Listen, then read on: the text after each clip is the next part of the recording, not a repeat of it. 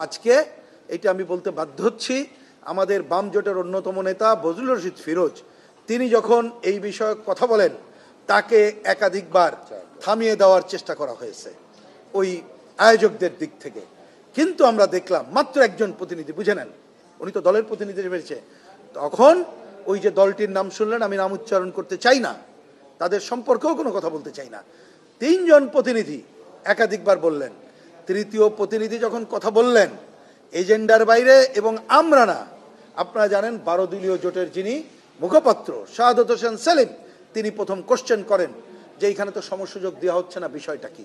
এইটা বলার পর এক ধরনের কি বলবো, নিশ্চয়ই আপনারা সব টেলিভিশনে দেখেছেন যে আচরণ হয়, তখন এইখানে গণফোরামের সাধারণ সম্পাদক সহ আমরা তখন বলতে বাধ্য হই যে আপনারা যদি এরকম করতে থাকেন, সমসুযোগ না থাকে, তাহলে তো এখানে আমরা থাকতে পারবো না, সো আমরা বয়কট করতে বাধ্য হব।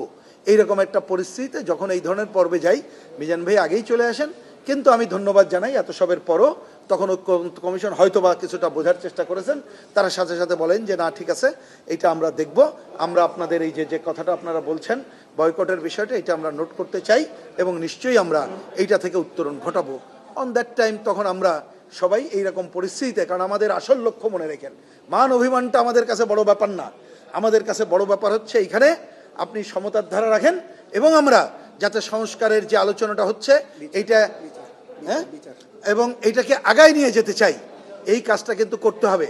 এবং এই কথা বলেই আমি শেষ করি, আমরা পরিষ্কার বামপন্থীদের পক্ষ থেকে বলেছি আমাদেরকে একটা সুষ্ঠু অবাধ গ্রহণযোগ্য নির্বাচন কোনোভাবে যাতে কেউ ব্যাহত না করতে পারে সেই দিকে যেতে হবে। আর তার আগে দুইটা কাজ অবশ্যই করতে হবে, একটা হচ্ছে এই যে গণ অভ্যুত্থানের যে বড় হত্যাযজ্ঞ হলো তার বিচারের কাজ দৃশ্যমান করা এবং সুষ্ঠু গ্রহণযোগ্য নির্বাচনের জন্য যা যা সংস্কার করা দরকার সেই কাজটা করা।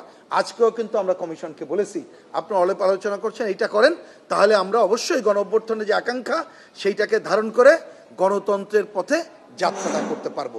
যদি কেউ বলে থাকেন কে বলেছেন জানি না, ঐক্যমত্য কমিশন এ ধরনের কোনো কথা আমাদেরকে বলে নাই, এমনকি অন টু অন যখন আলোচনা হয়েছে 2 বার আমরা বৈঠক করেছি এবং আজকে এই কয়দিন বললাম তাদের পক্ষ থেকে এই কথা কখনো বলা হয়নি। কেউ বা কোনো দল যদি বলে থাকে তাদের পারসেপশন, কিন্তু আমরা কমিউনিস্ট পার্টি এবং বামপন্থীদের পক্ষ থেকে পরিষ্কার বলতে চাই, আপনারা নিশ্চয়ই জানেন আমাদের যে নিজস্ব কর্মসূচি আছে কমিউনিস্ট পার্টির 17 দফা এবং বাম গণতান্ত্রিক জোটের 10 দফা, তাতে যে কথাগুলো এই ভাই বললেন আমরা আমূল পরিবর্তন চাই। এখন যদি ভাই বলেন আমূল পরিবর্তন আমরা ইচ্ছা করলে তো আমরা করতে পারবো না, এটা তো জনগণের ম্যান্ডেট নিয়ে করতে হবে এবং ঐক্যমত্য হয়ে করতে হবে।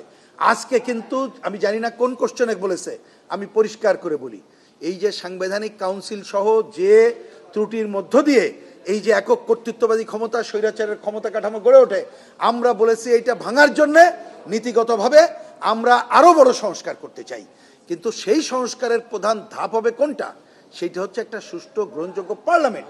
যেমন বোঝার জন্য বলি, যেমন না না নির্বাচন, ওই নির্বাচন তো চাই না ভাই, ওই নির্বাচন হলে তো 54 কেন আরো 540 বছর হবে না, একমত। প্রসঙ্গক্রমে বলি, গণভোটের প্রয়োজন অনুযায়ী আমরা ডিসাইড করবো, অবশ্যই বাংলাদেশের প্রয়োজনে গণভোট করব, কিন্তু কি কারণে করছি শেষ করি এইটাই। কিন্তু ওই ভাই যেটা বলেছে, শোনেন ভাই, দুইজন শুনলে উত্তর যেহেতু বলছেন, না হলে আমি হয়তো আপনাদের কষ্ট দিতে চাই না। ভাই যেটা বলেছেন এইটা তো কমিউনিস্ট পার্টি এবং বামপন্থীরা বলি, যতক্ষণ আপনি আমূল পরিবর্তন না করছেন শুধু এই নির্বাচনে মুক্তি আসবে না।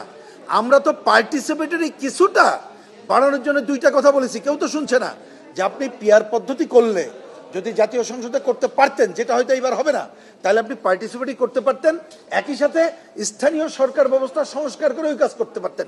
পার্লামেন্ট মেম্বার আইন প্রণয়ন ছাড়া কিছু করতে পারবেন, আপনি নিয়ম করেন, যিনি পার্লামেন্ট মেম্বার হবে তিনি তার একটু শেষ করে 1 মিনিটে তার আত্মীয় স্বজনকেও ব্যবসা বাণিজ্য করতে পারবে না, দেখবেন আপনি টাইট হয়ে যেত, অনেকে যাবেও না।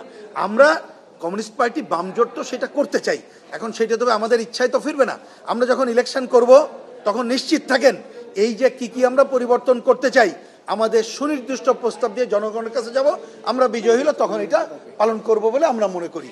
আর ওই যে গণভোট অন্য কথা বললেন, সেইটা আমরা সুনির্দিষ্ট প্রয়োজনে করব। একটা কথা খালি বলে শেষ করি, ওই যে কথা হলো আমাদের কতগুলো সাংবিধানিক প্রতিষ্ঠান আছে ওইগুলোকে স্বাধীন করতে হবে, ওইগুলো গড়ে তোলার জন্য যা যা আইন করার সেইটা করতে হবে। মিনিমাম ওই সেফটি ক্লজ রক্ষা করা ছাড়া আমরা ন্যূনতম গণতন্ত্রের পথে হাঁটতে পারবো না, এই ব্যাপারে আমরা 100% একমত। এনসিসি নিয়ে নীতিগতভাবে আমাদের দ্বিমত নাই, কিন্তু এই মুহূর্তে যে কারণে এটা কথা বলা হচ্ছে, এই মুহূর্তে আমরা প্রয়োজন দেখছি না। পয়েন্ট এটাই। এবার যেটা বললেন, অতীতে গণভোটের এইখানে আপনারা তথ্য দেখবেন, অতীতের গণভোটের অভিজ্ঞতা কি আমাদের ভালো? যদি বলেন সেইটা একটু খেয়াল রাখেন, আমি খালি প্রশ্নটা করে গেলাম। কিন্তু আমাদের পজিশন ক্লিয়ার, জনমতের প্রতিফলন ঘটানোর জন্যে যদি গণভোটের প্রয়োজন হয় তখন অবশ্যই আমরা বিবেচনা করব। এইটা নির্ভর করবে কোন ইস্যুতে কি প্রয়োজনে আমরা করতে চাই।